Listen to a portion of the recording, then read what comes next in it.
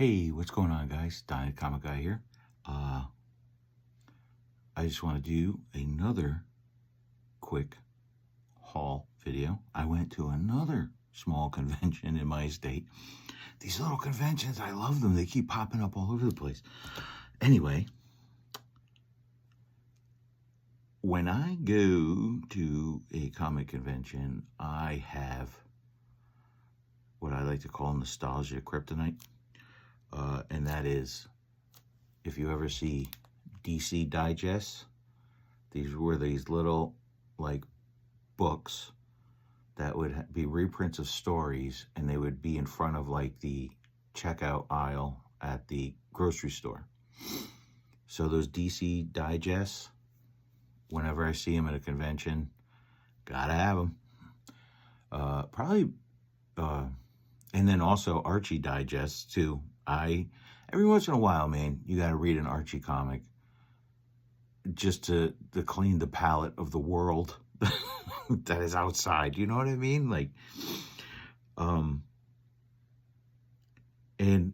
I think I want these things so bad is because I was always denied them as a child. You know what I mean? Like, but these,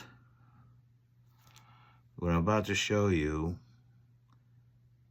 I was really told no when I was a kid, okay? I meant to take the price stickers off before I did the video. I forgot. So I'm going to do this one real quick. All right, here we go. I got it off. Now, mostly when you ask a comic fan my age about Bob Layton, they always want to talk to you about what? Iron Man. Right. But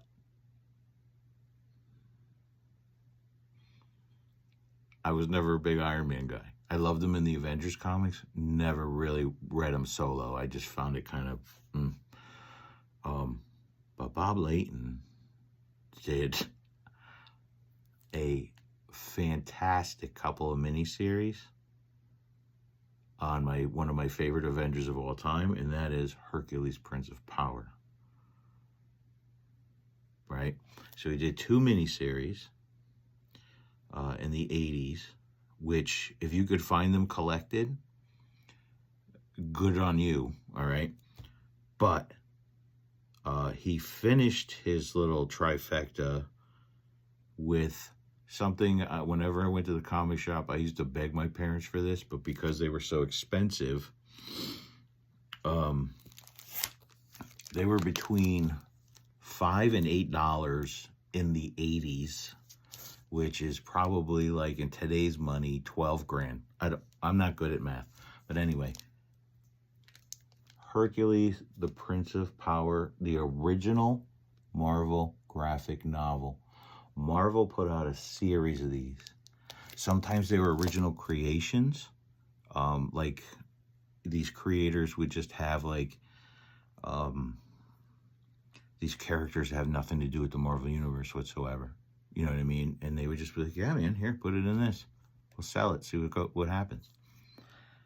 So Bob Layton takes Hercules and brings him to the cosmic. Yeah. So, I mean, he has run-ins with Silver Surfer, you know, Galactus, blah, blah, blah. Phenomenal. And I really do think, I mean, everybody does. When you say Bob Layton's name, they always go straight to Iron Man. But this, for me, Bob Layton, if you're listening, I got to meet him once at a con. I think it was a New York Comic-Con years ago. He was a very nice guy. And I had him sign Hercules, Prince of Power, #1.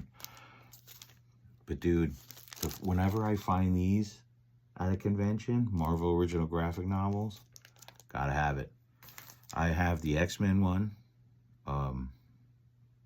Was it God Loves, Man Kills? Something like that. The biggie. That was the one that started, like, the real storylines of, like, the mutant hatred and prejudice and everything else. Like, made it really prominent. I also have #4, which is the first appearance of the New Mutants. all except for Karma, who she appeared, I believe it was in Marvel Team Up number 100, I believe. But anyway, before I digress any farther, the next one I got, Marvel graphic novel, number 18. The Sensational She-Hulk by John Byrne, the one that started it all, baby. This is the one that started it all before she got her own series. And I know you're thinking, guys my age, you're like, but Donny, he wrote her in the Fantastic Four before this came out. And you are true. That is true. Because after Marvel Superhero Secret Wars, boom, look at that reference. She joins the Fantastic Four because Ben Grimm stays on Battleworld because he was inadvertently changing back to Ben Grimm, the Thing was. And that never happened. You know what I mean? And so he stayed on Battleworld, which started a John Byrne Thing series, which I think John Byrne probably stayed on a year and a half, and then someone else took it over because he comes back to Earth eventually. And but then John Byrne brings She-Hulk, a solo book, which is like a cult classic. I know the first issue is kind of going for a little bit of money now, the first John Byrne She-Hulk. And as I said in a previous video, she was the first. A lot of people, they really think that it was Deadpool was the first. She was the first one to break the fourth wall. John Byrne wrote her that way, where she would look at the audience and talk to them.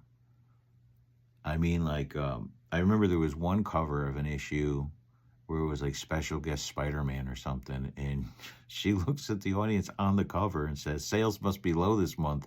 I got Webhead in this book," or something like that, to boost sales or something like that. But yeah, man. I mean, John Byrne, dude.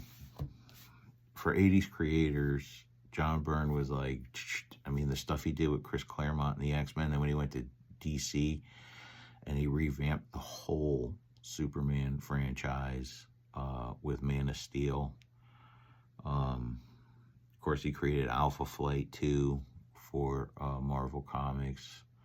The Next Men, I think it was Dark Horse. He created that. I mean, for someone my generation, he was like top of the list. And I found this first printing. I don't know why they put that on the sticker, because I don't think this was ever reprinted, but whenever I see these Marvel graphic novels, man, I gotta have them. Gotta have them. All right. Thanks for listening. Thanks for hanging out. And I'm Donny the Comic Guy saying be nice to each other. And for God's sake, man, read a comic. Bye.